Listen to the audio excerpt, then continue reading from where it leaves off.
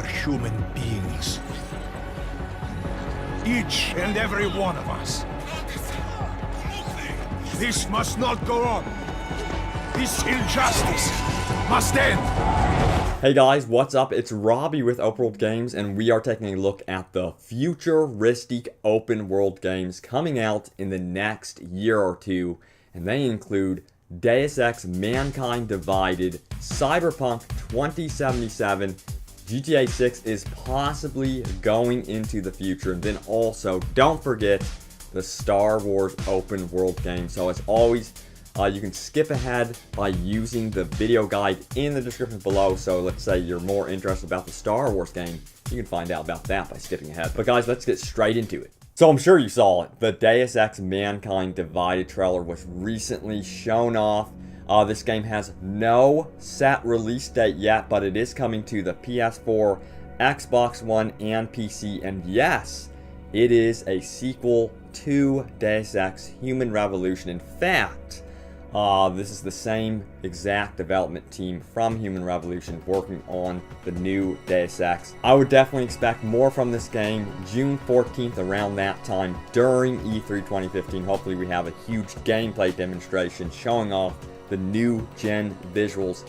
But yes, it is open world. It's going to take place first and foremost in what is known as Golem City in 2029, 2 years after Human Revolution. Now, it is going to be a single player only game. There is no mention of multiplayer. Maybe that could change, but I seriously doubt it. I think they're going to stick to the roots and provide a great single player experience. Now, what's really cool about Golem City is it is based on what is called the Kowloon Walled City, and think Judge Dredd. You know, the brand new Judge Dredd with that massive apartment complex type building. So there's hardly going to be any sunlight in this. It's going to be like one massive complex. Sunlight is possibly going to be very rare. You're going to have 30,000 or more people crammed into a very, very small area. Now, what's cool though is it sounds like there will be multiple cities, including Prague, which is outside of Golem City. So it sounds like you're going to be traveling to several different cities, much like Human Revolution. Now, gameplay is going to be still about third-person cover and first-person gunplay, which I think was great in Human Revolution. Remember, they had a really good stealth system, and they're also going to be offering that as well.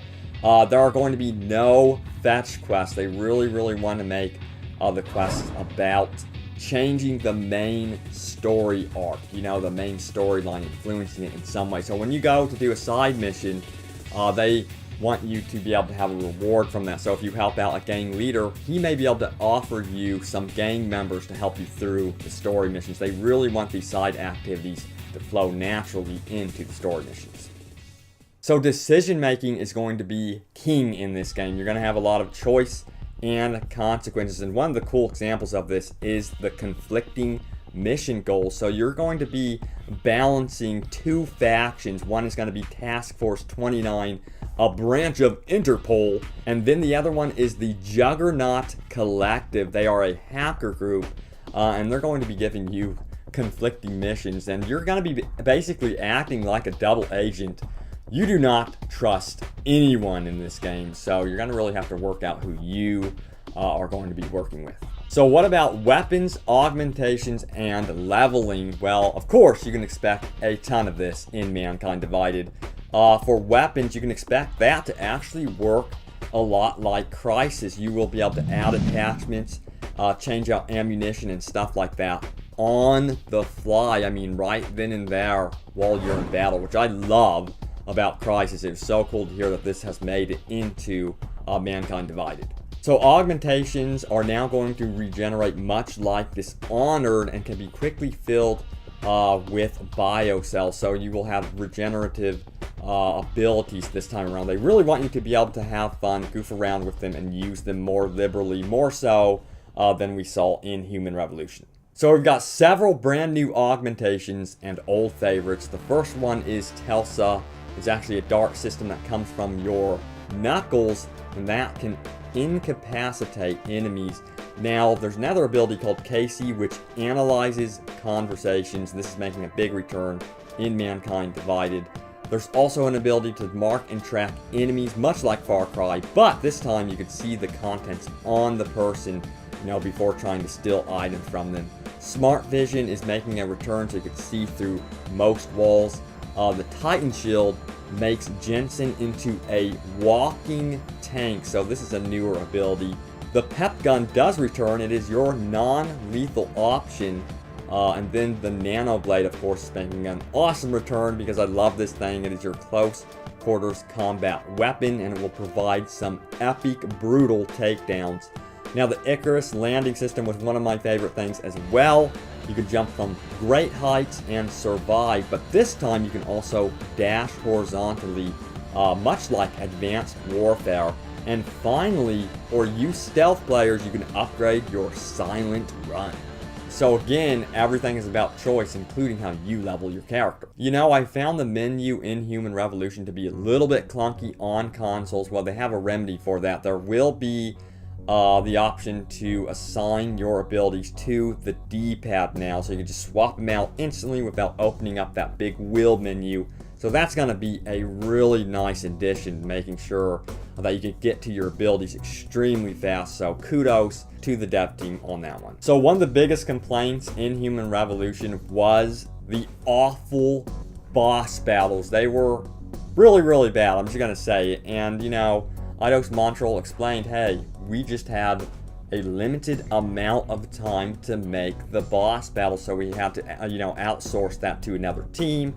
Time was, an issue, but now they're actually making their own boss battles. You will be able to stealth way through the entire boss battle, ghost your way through, or handle the boss battle through conversing. So you will be able to use the conversation wheel and try to really de-escalate your enemy in that manner. But for me, I'm going to kill the dude, so I'm going to go all out, guns a-blazing. That's how I usually roll. I bet some of you know that already from some of my live streams. But yeah, you have tons of options in this game when it comes to choice and consequence. Even when you are traveling through the actual level, you will have the choice of skipping entire areas, opening up shortcuts. Again, this is very much an open world experience. So that's really good news. I hope it has better loading times. That's what I'm really hoping for with this one. But they are running on a brand new engine, so awesome to hear that news. I can't wait for this one. So by the way, Deus Ex is here to stay for the foreseeable future. They are really investing into this franchise. In fact, they have trademarked the term Deus Ex Universe. They're really going after comics and all sorts of good stuff. And plus, they mentioned, they want possibly your save files to carry through this game franchise from here on out. Of course, you will not be able to do that. Take your Human Revolution save files into Mankind Divided. Also, the Deus Ex MMO, what's going on with that? Well, that is not happening. They officially said, no, we don't have any plans right now for Deus Ex MMO, which I think is great. Build your single-player experience first. Capitalize on that. I mean, it is possible. You've got great games coming out. Batman Arkham Knight, The Witcher 3, and now, yes, Deus Ex Mankind Divided. So, good news about that. Again, this is coming out on the PS4, Xbox One, and PC, and it has no release date. But expect a gameplay demonstration at E3 2015 in June. So what about Cyberpunk 2077? Now, if you don't know about this game, this is from the dev team that is bringing us one of the most epic, sprawling open world games, in recent memory. It's going up against Skyrim. It is The Witcher 3 Wild Hunt. And they say that Cyberpunk 2077 is actually going to be a bigger undertaking than The Witcher 3 Wild Hunt, which is mind-blowing to think. So, this game has no release date. Actually, the release date is when it is done. They are going to be taking their time with their baby, Cyberpunk 2077. And guys, I'm thrilled that there's so many open world futuristic games coming up. So that's really, really awesome to see. So it will be available on all high-end platforms. That is the PC, Xbox One, and PS4, I would imagine, during its release. So No support for Xbox 360 and the PS3, of course. Guess what? It's going to be a long time before we actually see gameplay for Cyberpunk 2077. It will not apparently be making a presence at E3 2015. I'm shocked. They are going to be focusing wholeheartedly this entire year on The Witcher 3, so that's wonderful. They're spacing out their games. They're very smart.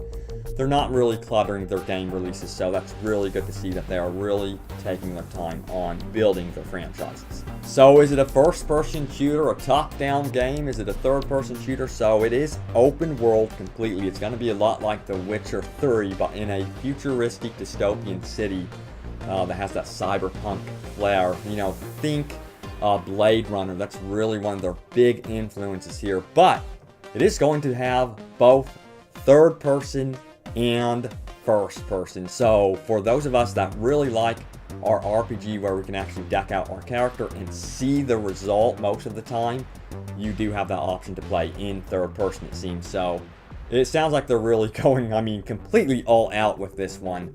And by the way, will it be a single player or multiplayer experience? So the core experience is going to be mostly single player. That's what they have stated. But it will actually offer some sort of multiplayer component. How extensive it will be, I'm not too sure. But it sounds like they're going to be trying and making an attempt to step into the multiplayer arena in some way. Knowing CD Projekt Red, I trust them. I think they're going to do it properly. I mean, look at their previous games. All of them have been like AAA titles that have received high praise. So I expect multiplayer to be something very special with this game. You know, a lot of RPGs these days are saying, we're going classless. We're going to let you have complete freedom. Well, Cyberpunk 2077 is going to the traditional routes. They will be offering a class-based system. So you can expect to be replaying the game and experiencing it in different ways through the classes. The location is really cool, by the way. It's called Night City, and it is squashed between San Francisco and LA, and it is going to be quite a criminal nest, I guess you can say, and pretty dark and gritty. So definitely my type of game. Can't wait to try it. So much like The Witcher 3, expect sex to be a theme in this game. Expect it to be, in other words, a more mature game. The Witcher 3 isn't all about sex, of course. It's more of a mature themed game. It's got its violence, racism, great storytelling, and then, of course, sex. So, you know, their CGI trailer, that was a Playboy model. They've always used, like, models and stuff like that for their games. So, again, expect this to be a rated M for mature game for sure. So what really sucks about Cyberpunk 2077, and this is the only thing I can think of, is it has no release date, and it sounds like we won't be hearing from it for quite some time, which really is a bummer. I just hope that we see some sort of gameplay eventually. I cannot freaking wait to see this in action. So guys, stay tuned right here to Open World Games, because I will definitely have the gameplay right here on this channel, and any information about these two games, Deus Ex Mankind and Cyberpunk 2077. So real quickly, yes, Rockstar previously mentioned that they are very interested in making a futuristic GTA 6. They said they might not be doing it anytime soon, but they definitely want to do it, and I say go for it. It is time. You know, I'm sort of sick of the usual smusual American cities, New York City, etc. It's really nice to see something different like Cyberpunk Mankind and Mankind Divided. But my question is, what would you guys like to see from a GTA 6, a futuristic Grand Theft Auto? Would you like to see the next one going futuristic? I think it would work really well as long as they have more of a serious tone to it and they don't make it like a Saints Row, because, you know, Saints Row, when you think about futuristic open world games, you probably think about the silly nature for Saints Row. But I am going to include the article about the futuristic open world GTA 6 down below.